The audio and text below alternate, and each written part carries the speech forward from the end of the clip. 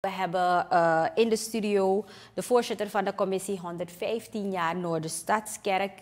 En dat is dus Caroline Gerling. Hartelijk welkom, Caroline. Ja, fijn om je te hebben in onze studio. De studio is geen onbekend terrein voor jou. Ja. Het voelt als thuis. Ja, dus ik ben blij dat je je zo prettig voelt. Misschien moet je binnenkort weer wat gaan doen. Kan, ja, want de kerk heeft eigenlijk genoeg info om te delen als je kijkt naar het verleden. En zeg maar het gebouw, hè, de historie van het gebouw en het feit dat het nog in zijn originele staat verkeert. Yes. Je kan er een mooi programmaatje van maken. Heel informatief voor ons en de jeugd en de jongeren. Het is leuk dat je dat zegt, want we willen wel een filmpje maken om de geschiedenis vast te leggen. Want er zijn zoveel mensen die iets weten over de geschiedenis van de gemeente. En je wil niet dat die mensen met alle kennis, met alle know-how, dat zij dus er niet meer zijn op een gegeven moment. Dus we gaan het vastleggen. Ja, zeker. En je had het eigenlijk in ons vorige gesprek ook over het feit dat het echt een gemeenschap is. En dat jij van kleins af aan ook daar bent opgegroeid. Precies, ik zei het al. Ik ben dus eigenlijk echt vanaf ik 8 jaar of zo, ik denk 8 of 7, ben ik in de gemeente opgenomen. Ik ging daar naar de zondagschool. Mijn ouders zijn verhuisd, werkelijk in die periode. En dan was dat dan de aangewezen kerk waar je ging. Dus het was echt een wijkgemeente, zeg maar. Ja. Dus ik heb alles daar gedaan. Ik ben naar zondagschool gegaan, jeugdclub gegaan, belijdenis gegaan. Ik moet alleen nog daar trouwen. Klopt. En die kinderen opdragen daar. Ja, precies. Het komt helemaal goed. Ja, dus dat. Maar in november is het dus zover. Maar jullie hebben eigenlijk nu al activiteiten gepland. Yes. En ik neem aan, de Noorderstadskerk heeft ook een beetje een uitdagende periode gehad. Ik denk nu ook met onderhoud en kosten. Ja. Lukt het allemaal? Kan je het allemaal bolwerken? Hoe zit dat precies? Misschien kan je even vertellen hoe het nu aan toe gaat, onderhoud en kosten dekken. Ja. Dus de Noorderstadskerk bestaat dus 115 jaar. En het gebouw is echt in zijn authentieke staat. Op het moment dat het gebouwd werd... Ik moet een stukje van de geschiedenis vertellen. Ja, zeker. Want het gebouw het is dus van de Evangelische Broedergemeente van Suriname. Dat kwam vanuit de Evangelische Broedergemeente. Het waren Duitse zendelingen die naar Suriname kwamen. Ja. Die vooral onder de slaven werkten. De slaafgemaakten, laat me het goed zeggen zoals we dat... dat is gewoon het feit. De slaafgemaakten die hadden dus helemaal geen affiniteit, bedoel ik te zeggen, met het christelijk geloof. Maar de Duitse zendelingen kwamen en die hebben dus echt alles eraan gedaan om de liederen te vertalen, de Bijbel te vertalen. En ze werkten dus onder de slaven. En de slaven waren er wel open voor, hè? Om dat te accepteren ik denk dat het een beetje met twee strijd misschien ook is geweest van tijd tot tijd. En ik denk dat er ook mensen zijn geweest die gezegd hebben, ik gooi jou witte man God noemden ze het toen. Ja. Ik denk dat er ook mensen zijn geweest die gewoon hebben gezegd, nee, ik ben met een bepaald geloof gekomen en dat geloof, daar sta ik voor en dat hou ik vast. Precies, ja. Maar nogmaals is het dat echt de Grote Stadskerk was de eerste kerk van de Evangelische Broedergemeente, die van de Steenbakkerijstraat. Ja. En ze riepen het daarom ook de Mama Kerkie. En op een gegeven moment groeide het uit zijn voegen. Waren er gewoon veel meer kerkgangers dan banken. En dan moesten er meer kerken opgezet worden. Er werden fondsen gezocht in het buitenland. En toen werden er volgens mij 4 kerken dan opgezet. En de Noorderstadskerk is een van de kerken die toen, volgens mij een van de laatste kerken die toen gebouwd is. Ja. Maar wat leuk is dat het ontwerp wel op 3 plaatsen is neergezet. De bouwtekening is van de Saronkerk, de Noorderstadskerk en de Vredeskerk. De Vredeskerk is in Ikeri. En alle 3 gebouwen zijn dus identiek, maar door de jaren heen, door onderhoud, op een gegeven moment de toren, die kon bijvoorbeeld in de Saronkerk niet meer in zijn originele staat. Want die heeft volgens mij geen toren. Niet zo'n spitse. Ze hebben wel een toren, maar het is iets afgeplat en het is nu van beton. Terwijl onze toren nog echt van hout is. Ja. En het is ook zo gebouwd bewust toen, omdat de kerkbel erin zit. En de kerkbel werd toen echt geluid, omdat mensen geen telefoon hadden, appje dat ze kregen van de dienst gaat om 9 uur beginnen. Maar de kerkluidbel ging en dan wisten mensen van volgens mij ging hij 3 keer. De eerste keer was dus de aankondiging van over een half uur gaat hij beginnen, de tweede keer weer en dan de derde keer was echt 5 minuutjes voor. En dan wisten mensen van ze moeten naar de dienst. Heel mooi. Dus we zijn heel trots op ons gebouw, we zijn heel dankbaar voor ons gebouw, want het is heel duur. Het gebouw staat op de monumentale lijst van Paramaribo. Klopt, werelderfgoedlijst ook van UNESCO. Dus de werelderfgoedlijst is net een treedje hoger. Het staat dus wel in de bufferzone. En het is gewoon een van de monumentale gebouwen. Ja, moet wel eigenlijk als het ook 115 jaar al bestaat. Ja. En ook in die staat is blijven verkeren. Ik begreep wel dat jullie last hadden van blikseminslag. Ja, dus we hebben met de toren. Maar nu heb je ook veel onweer de laatste tijd. Hè? Dus, echt tot gisteren nog. Ja, precies. Hield echt mijn hart vast. Klopt. Wordt er wel op gelet? Ja, we hebben dus in 2019, ja. eind 2019, hebben we dus echt blikseminslag gehad. En de toren en apparatuur is beschadigd geraakt. Okay. Dus toen was er heel veel lobbywerk. We hebben dus gekeken. We hebben natuurlijk ook onze eigen fondsen ingezet. Want ook de kerk heeft een kas. Ja. Afhankelijk van de donaties die we van de kerk, de leden zelf krijgen. De kerkelijke bijdrages, contributies. Ook gewoon in de gemeente zelf wordt er geld opgehaald tijdens de diensten. De collectes. Oh, ja. Dus dat geld is er dus voor de bouwfonds, wordt er dus ook geld apart gezet. Mooi, dus dat geld werd ook ingezet, maar... Was het toereikend om de kosten te dekken? Dus de kosten liepen in de 10.000 euro's. En toen hebben we samen met Monumentenzorg, als ik me niet vergis, hebben we dus een aanvraag ingediend bij het Prins Bernhard Fonds. Prins Bernhard Cultuurfonds is het in Nederland. En zij hebben dus een potje voor monumentale gebouwen in Suriname, gelukkig.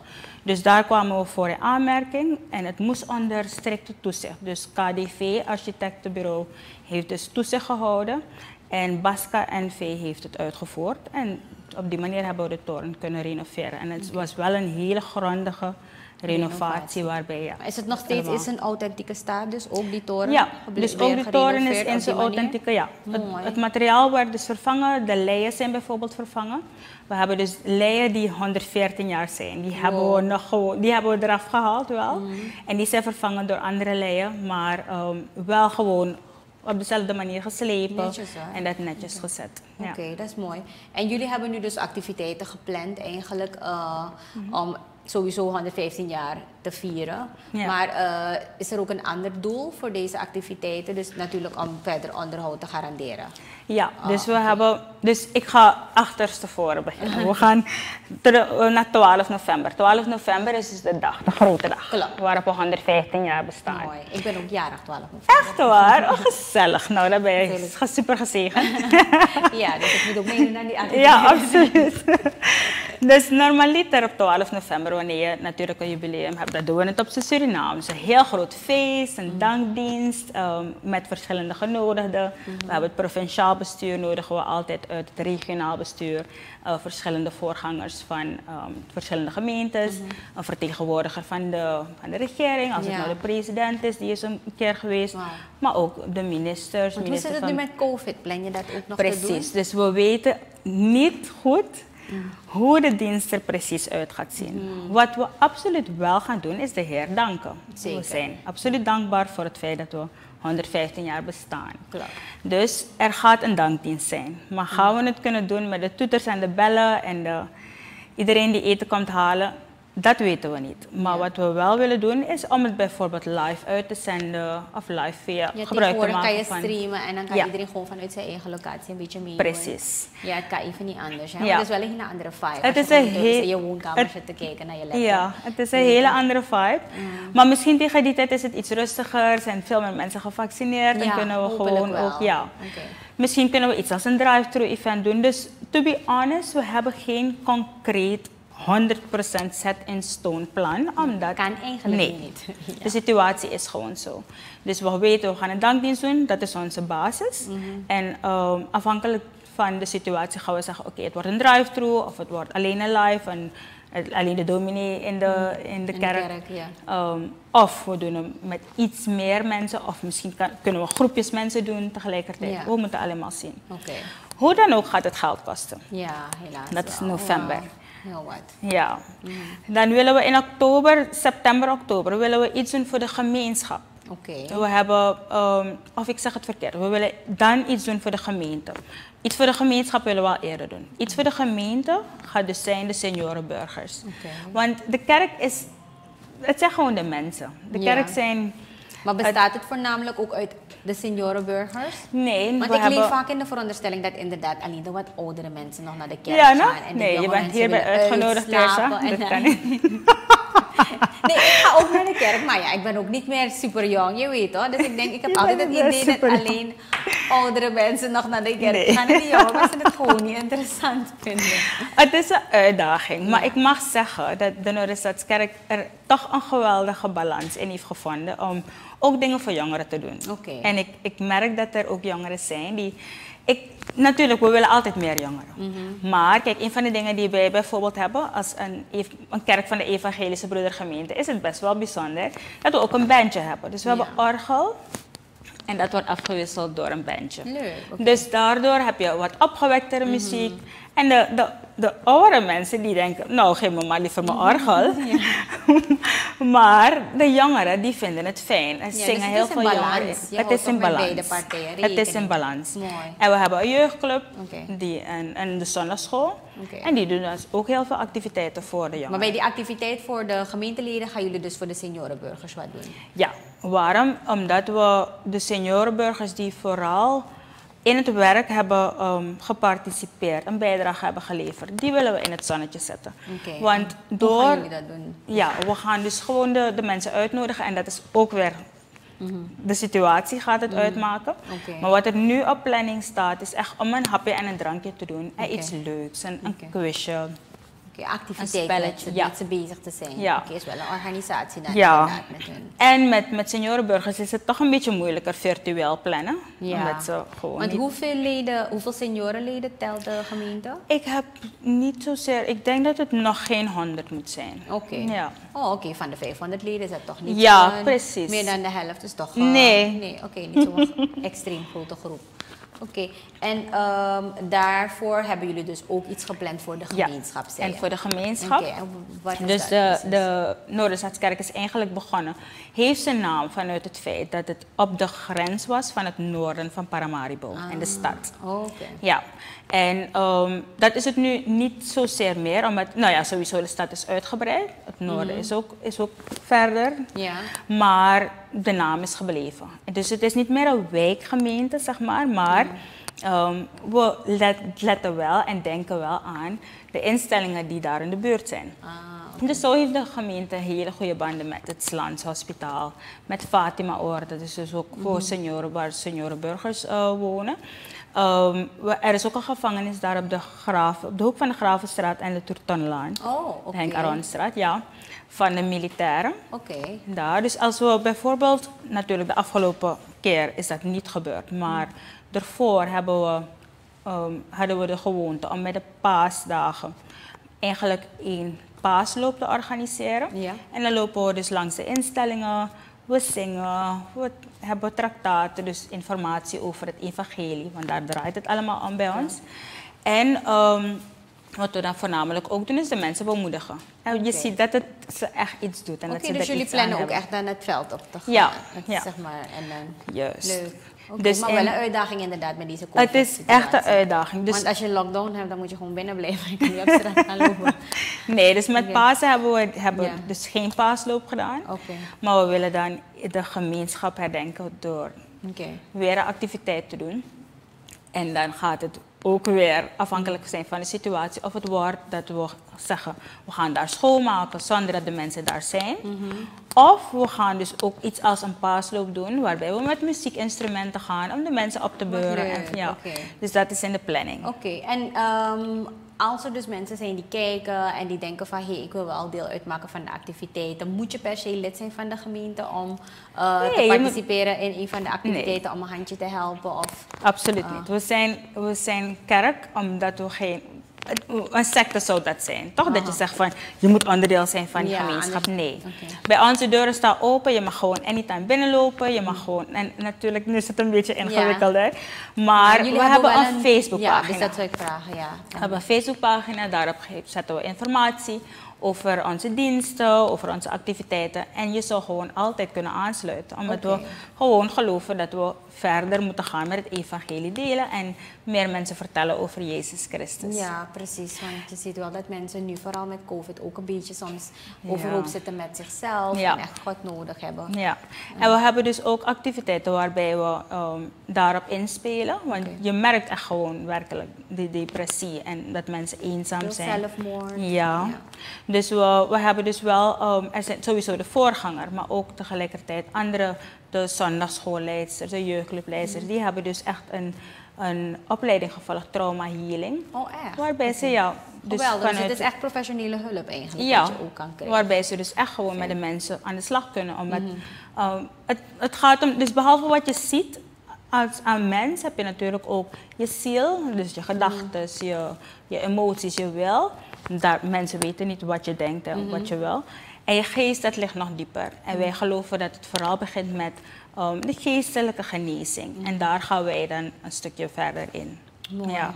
Want hoeveel geestelijke leiders stelt de Noorderstadskerk op dit moment? Dus we hebben 1 voorganger, Stevens Ferdinand. En los van de dominee, noemen we hem dus, heb je dus verschillende pastorale teams. Je hebt team zielzorg. Die gaat dus echt... kan dat niet allemaal borgen. Nee, precies. Precies, want hij moet op verschillende plekken zijn. Ik zei ook al, we hebben een goede band met bijvoorbeeld het Slans Hospitaal. Dan wordt hij wel vaker gebeld. Van dominee, kan u komen bidden voor de zieke, kan u komen bidden als er een probleem is. Dus dat doen we wel. Dat is mooi. En de scholen zijn ook verbonden aan, alhoewel niet verbonden aan, maar de Evangelische Broedergemeente heeft wel dus kerken opgezet en tegelijkertijd ook scholen opgezet. Ja, want je hebt de hoop EBG-scholen ook in de stad. En de Christian Davidschool, de Stelingsschool en de Graaf van Sinsendorf school, die zijn onderdeel van, of nou ja, vallen onder de Noorderstadskerk. Dus ook voor hun kerk, kerkdiensten en zo. Nou, dus Ashen, je hebt het over dus een 3-tal activiteiten gehad. Is dat, zijn er meer? Of, ja, er zijn nog. Want ik heb eigenlijk een soort, om het in een andere term te plaatsen, dat zijn een soort van de fund spending activiteiten. Maar om al die dingen te kunnen doen, gaan we natuurlijk iets meer geld nodig. Zwerven. Dus juist, dan gaan we fundraisingsactiviteiten doen, dat zijn er 2. We hebben eigenlijk al een fundraisingsactiviteit gedaan waarbij we dus, we noemden het snackboxjes. Snackboxjes hebben verkocht.